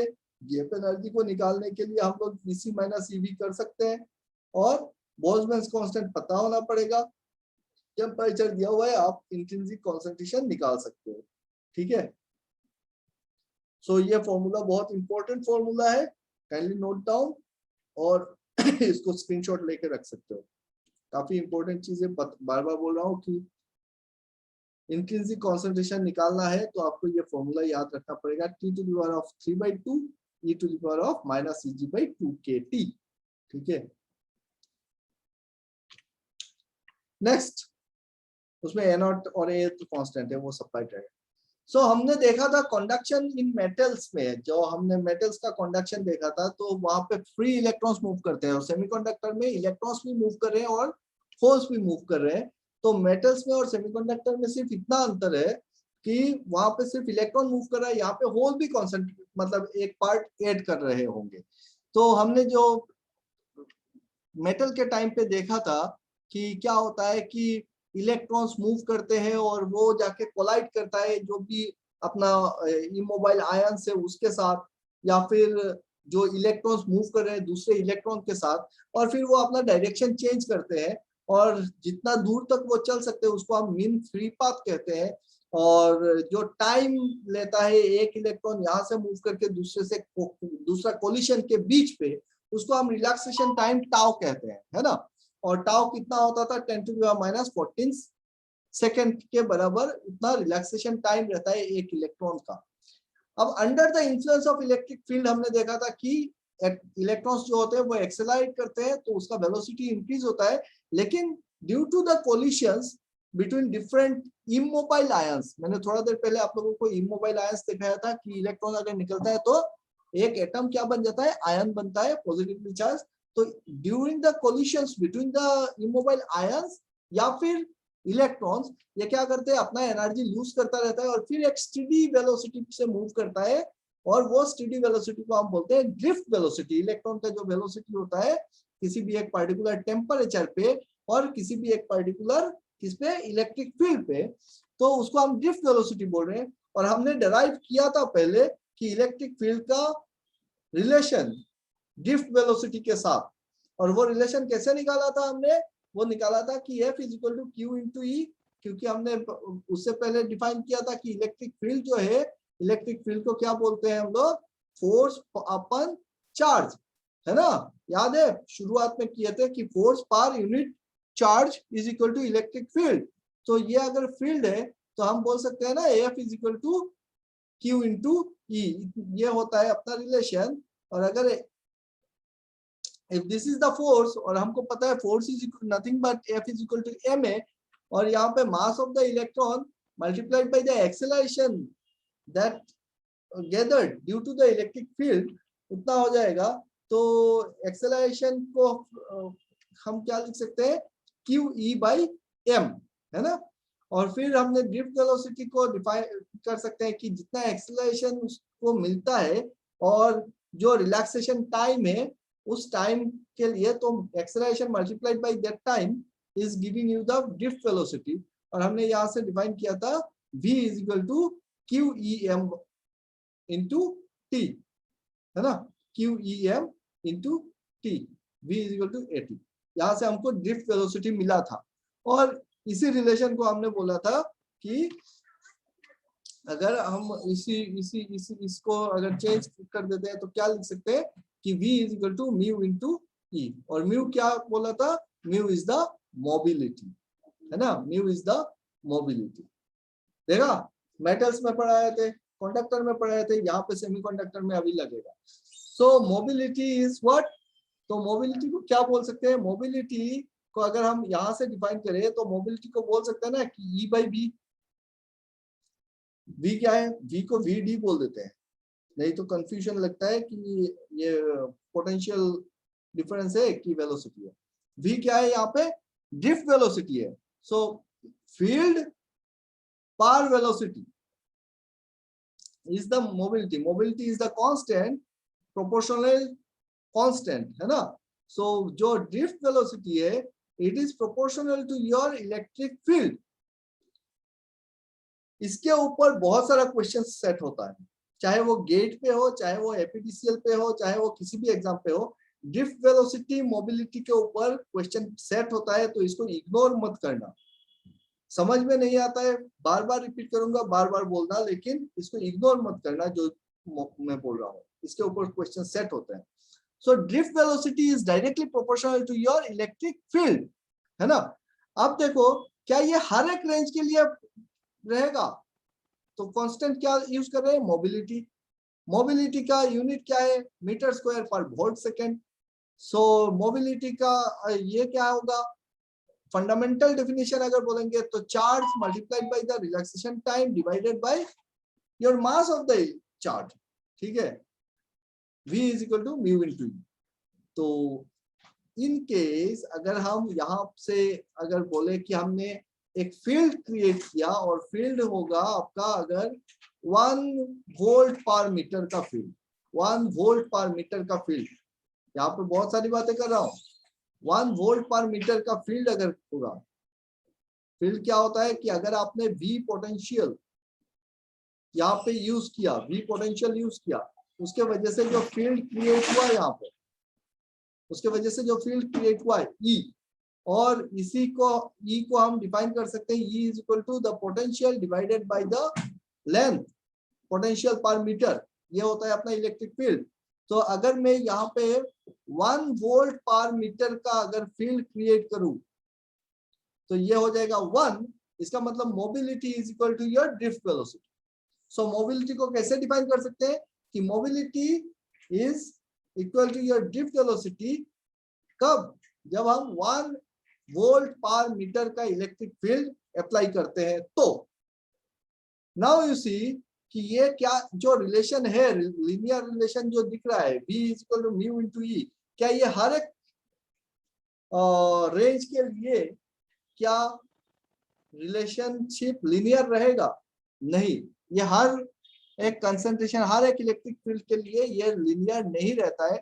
और प्रैक्टिकली इसको अचीव किया गया है कि हम एक ग्राफ बनाते हैं कि mobility in metre square per volt second, और इलेक्ट्रिक फील्ड को E is equal two volt per metre पे लेते हैं, और इसी के साथ ड्रिफ्ट वेलोसिटी भी प्लॉट करते हैं, ठीक है, मीटर पर सेकेंड पे ड्रिफ्ट वेलोसिटी। तो यहाँ पे 3 कॉन्सेंट्रेशन हम 3 मैग्नीट्यूड पकड़ते हैं electro volt per metre electric field का, 10 to the power of 3, 10 to the power 4 and 10 to the power 7 के रेंज पे। और हम अगर देखेंगे ग्राफ, ये प्रैक्टिकली अचीव ग्राफ है, तो ड्रिफ्ट वेलोसिटी जो है, ड्रिफ्ट वेलोसिटी यहाँ से यहाँ तक लीनियर होता है। तो देखो ड्रिफ्ट वेलोसिटी अगर लीनियर होता है, V is equal to mu into E पे, अगर ये लीनियर होता है किसके साथ, इलेक्ट्रिक फील्ड जैसे जैसे आपका बढ़ रहा है, तो ड्रिफ्ट वेलोसिटी लीनियर मूव हो रहा है, तो म्यू क्या होना चाहिए, म्यू क्या होना चाहिए, मोबिलिटी क्या होना चाहिए, यहाँ पे मोबिलिटी विल बी कांस्टेंट, ठीक है। इस जोन को हम बोलते हैं लीनियर जोन। कहां तक, 10 to the power 3 volt per metre का इलेक्ट्रिक फील्ड अगर है, वहां तक जो ड्रिफ्ट वेलोसिटी है वो लीनियरली मूव करता है, मतलब VD is directly proportional to your E। ये वाला क्वेश्चन आपको गेट एग्जाम में भी देखने को मिलेगा कि इलेक्ट्रिक फील्ड बढ़ाने से, इलेक्ट्रिक फील्ड को बढ़ाने से आपका ड्रिफ्ट वेलोसिटी बढ़ रहा है या घट रहा है, तो लीनियर हो रहा है, नॉन लीनियर हो रहा है, इतना इलेक्ट्रिक फील्ड है तो क्या होगा, हाई इलेक्ट्रिक फील्ड है तो क्या होगा।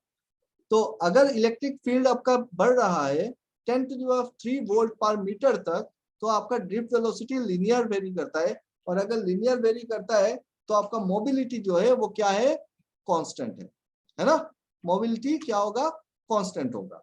सो मोबिलिटी क्या दर्शाता, क्या है, क्या दिखाता है आपको, मोबिलिटी दिखाता है कि ease of flow, ease of flow, कि एक इलेक्ट्रॉन जो है वो कितना इजीली फ्लो कर पा रहा है वहां पे। सो मोबिलिटी कांस्टेंट है और आपका ड्रिफ्ट वेलोसिटी लीनियरली वेरी करता है।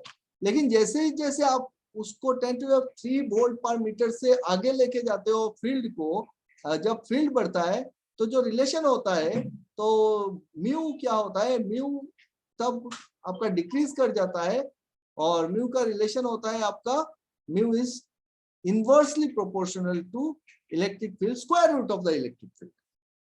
So mu is proportional to 1 by root E. और जब mu इस ढंग से रिलेटेड है, so mu वेरी कर रहा है, तो वोल्टेज का रिलेशन क्या होता है कि वोल्टेज थोड़ा सा बढ़ता है और फिर जाके सेचुरेटेड हो जाता है, ठीक है। फिर उसके बाद 10⁴ वोल्ट पर मीटर के बाद आपका मोबिलिटी जो है वो डिक्रीज कर जाता है और रिलेशन होता है mobility is proportional to 1 by E। और यहाँ पे फिर से 1 by E है, तो ये फिर से लिनियर रिलेशनशिप होता है आपका मोबिलिटी ड्रिफ्ट वेलोसिटी और फील्ड के बीच पे। तो जो ड्रिफ्ट वेलोसिटी है वो आपका क्या कहते हैं, मोबिलिटी ड्रॉप करता है और ड्रिफ्ट वेलोसिटी की ओर चेंज नहीं होता है, ड्रिफ्ट वेलोसिटी कांस्टेंट रहता है, ठीक है। सो ये रिलेशन जो है आपका V = mu × E, यहाँ से हमको पता लगता है कि आप to 10⁻³ volt per metre 10⁻³ volt per metre का जो फील्ड है वहां तक आपका ड्रिफ्ट वेलोसिटी लिनियरली इंक्रीज करता है और आपका मोबिलिटी कांस्टेंट रहता है। फिर मोबिलिटी डिक्रीज करता है और जो ड्रिफ्ट वेलोसिटी हायर लेवल पे इलेक्ट्रिक फील्ड के सैचुरेटेड स्टेट पे चलता है, ठीक है। सो ये बहुत ही इंपॉर्टेंट रिलेशनशिप है और ये ग्राफ भी बहुत ही इंपॉर्टेंट है for your competitive exams point of view. समझ में आया? नाउ बाकी आपका हमने करंट डेंसिटी देखा था, मेटल में करंट डेंसिटी भी निकाला था। करंट डेंसिटी क्या निकला था? J = total charge N × E और N × Q, total charge multiplied bye mobility × E। ये एकदम पहले शुरुआत में करवा दिया था मैंने और बताया था कि इस चीज को बाय हार्ट कर लो क्योंकि आगे हम यूज करेंगे इस चीज को, है ना। सो J क्या है? करंट डेंसिटी है और current density is total charge into mu into E, electric field mu हमने डिफाइन किया अभी। सो यहां से हम क्या लिखते थे कि conductivity is equal to total charge into mu, mobility multiplied by the total charge gives you the conductivity for any metal, है ना। तो J = सिग्मा into E और ये था हमारा ओम्स लॉ का वेक्टर फॉर्म, याद हो रहा है? J = सिग्मा into E, ये था अपना vector form of Ohm's law. और सिग्मा क्या है? Ne मतलब total charge multiplied by the mobility gives you the conductivity. अब इसी चीज को हम यूज करते हैं कंडक्शन इन इंट्रिंसिक सेमीकंडक्टर में, कि सेमीकंडक्टर में जब कंडक्शन होगा तो कैसे करेगा। तो कंडक्टर में हमने देखा है J = Ne mu × E, ये होता है करंट डेंसिटी। तो हम निकाल सकते हैं ना कि करंट डेंसिटी सेमीकंडक्टर में कितना होगा, क्योंकि सेमीकंडक्टर में इलेक्ट्रॉन्स और होल्स दोनों के लिए करंट फ्लो करेगा, तो current density due two electrons only हम क्या बोलेंगे? Jn, n for electrons negative. So Jn = n और E के जगह पे मैं यहाँ पे चार्ज को Q लिख दे रहा हूँ। So N × Q, N is the concentration of the electrons multiplied by the charge of electron and multiplied by the mobility of electrons in the intrinsic semiconductor multiplied by the electric field। ये होगा आपका current density. और holes के लिए क्या होगा फिर? Jp is the whole current density is equal to concentration of the hole multiplied by the charge multiplied by your mu p, mobility of holes, into E। So इसी formula से जो हमने कंडक्टर के लिए निकाला था पहले, उसी को हम यहाँ पे यूज कर रहे हैं कि इलेक्ट्रॉन के लिए कितना होगा, होल्स के लिए क्या होगा। और जो टोटल करंट डेंसिटी होगा पूरे सेमीकंडक्टर का, वो तो दोनों को मिला क्या होगा कि इलेक्ट्रॉन भी फ्लो करेगा, होल भी फ्लो करेगा। तो total current density will be Jn + Jp and that will be given by your NQ mu n E plus PQ mu p into E। अगर आप सिस्टमेटिकली चीजों को याद रखते हो तो कठिन नहीं लगेगा, बीच में से अचानक देखते हो तो ये इसको याद रखना, इसको देखने से आपको डर लगेगा क्या क्या आ रहा है ना। सो J = NQ mu n E plus PQ mu p into E। ये अगर करंट डेंसिटी है तो हम लिख सकते हैं ना कि Q को ले लो तो concentration of electrons multiplied by the mobility of the electrons, concentration of holes multiplied by the mobility of holes is equal to P. ठीक है, और Sir. इस टर्म को हम क्या बोल सकते हैं, इस टर्म को हम कंडक्टिविटी बोल सकते हैं. ठीक है सर, ये जो current density is equal to sigma E है ना, तो सर और जो हम लोग को मिला था सिग्मा सरफेस चार्ज डेंसिटी में डिफरेंट है ना? हाँ, सरफेस चार्ज डेंसिटी में जब हम सिग्मा यूज कर रहे हैं और ये कंडक्टिविटी, ये दोनों डिफरेंट है. सेम सिंबल यूज कर रहा है इसलिए कंफ्यूजन होता है डेफिनेटली. ठीक है, सो यहाँ पे देखो, यहाँ पे ये कंडक्टिविटी शो कर रहा है हमारा, और इसी ये तो अपना ओम्स लॉ आ गया, J equal to sigma into E, है ना, ओम्स लॉ पढ़े थे. तो सिग्मा कंडक्टिविटी कितना शो कर रहा है सेमीकंडक्टर के लिए, इंट्रिंसिक सेमीकंडक्टर के लिए कंडक्टिविटी निकालना है तो हमको पता होना पड़ेगा कि चार्ज क्या है. और चार्ज 1.6 into 10⁻⁹ कूलम. कॉन्सेंट्रेशन कितना है आपका, इलेक्ट्रॉन्स का कॉन्सेंट्रेशन पता होना पड़ेगा, इलेक्ट्रॉन्स का मोबिलिटी पता होना पड़ेगा. तो concentration of the electrons multiplied by the mobility of electrons plus concentration of holes multiplied by the mobility of holes gives you the conductivity. और अगर आपके पास फील्ड है और कंडक्टिविटी पता है तो आप इलेक्ट्रॉन करंट डेंसिटी निकाल लोगे, है ना. So for intrinsic semiconductor N is equal to P होता है कि concentration of number of electrons equal to number of holes होते हैं. तो इंट्रिंसिक सेमीकंडक्टर के लिए क्या हो जाएगा, यहाँ पे हम लिख सकते हैं J is equal to Q into Ni into mu N plus mu P. अब आपको सवाल करेगा कि भाई मोबिलिटी ऑफ इलेक्ट्रॉन्स इतना है, मोबिलिटी ऑफ होल्स इतना है, कॉन्सेंट्रेशन इतना है सेमीकंडक्टर का, और यहाँ पे अगर आप इतना वोल्ट का एक पोटेंशियल, इतना वोल्ट पर मीटर का पोटेंशियल इलेक्ट्रिक फील्ड क्रिएट करते हो, या फिर आपको दे दिया कि length of the semiconductor is this much and potential difference applied between the end at the end is this much, so कितना होगा आपका करंट, कितना फ्लो करेगा. सरफेस एरिया भी दे दिया, एकदम कॉम्प्लिकेटेड बना के कि सरफेस एरिया भी दे दिया. तो हमको पता है कि J is equal to Q into Ni, concentration दिया रहेगा, तो नहीं दिया होगा तो कुछ डाटा से हम निकाल सकते हैं पहले वाला फॉर्मूला से, और म्यू एन म्यू पी दिया है तो हम यहाँ से कैलकुलेट करके करंट डेंसिटी निकाल देंगे. और अगर करंट निकालना है तो हमको पता है J into surface area will give you the current, है ना, क्योंकि current density is nothing but current पर एरिया. क्लियर. सो यहाँ तक बहुत सारा फॉर्मूला हमने बात कर लिया है अभी तक, और सारे के सारे मोटा मोटी हम इंट्रिंसिक लेवल पे ही है, अभी भी बेसिक लेवल पे है. कल परसों 2 दिन आपका ये है, सैटरडे संडे ऑफ रहता है. बाय सैटरडे संडे काइंडली इस टाइम को यूटिलाइज करो, सारे फॉर्मूला एक साथ जमा करो, एक बार रगड़ के देखो कि क्या क्या पढ़ाया है, सब रिलेटेड चीजें हैं, और सारी जो भी नोट्स है आप बना लो, पुराने वीडियोस है आप एक बार चेक करो, एक बार देखो और आगे बढ़ो. जब तक मैंने पहले से शुरुआत से बोला है, कॉम्पिटिटिव एग्जाम की तैयारी कर रहे हो मतलब आपको बहुत मेहनत करनी पड़ेगी, दिमाग को थोड़ा सा एक्टिवेट करना पड़ेगा और पढ़ना भी पड़ेगा, साइमल्टेनियसली याद रखना पड़ेगा, समझना पड़ेगा, और क्या है कि प्रैक्टिस करना पड़ेगा, है ना. और अगर आप पूरा जो जिस ढंग से मैं चल रहा हूँ कि शुरुआत से बेसिक लेवल से अगर आप नहीं समझ में आता है और अगर आप स्किप कर देते हो, फिर आगे चल के फिर से वही रट्टा मारना पड़ेगा चीजों को, ठीक है. और फिर बोलोगे कि सर ये समझ में ही नहीं आया, क्वेश्चन क्या पूछ दिया. तो क्वेश्चन समझ में नहीं आएगा ऐसा हो नहीं सकता है, क्वेश्चन समझ में आएगा अगर आप सारी चीजों को याद रखते हो तो. ओके, सो हाँ, वरना वीडियो देखना पड़ेगा. चलो ठीक है. So for today's evening this much is sufficient. आप लोगों को सारे वीडियोस मिल जाते हैं, अपने ऐप में है या फिर चैनल पे भी मिल जाएंगे, है ना. तो इस चीज को खत्म करते हैं आज. Okay, bye bye everybody. Bye bye sir. Bye sir. चलिए,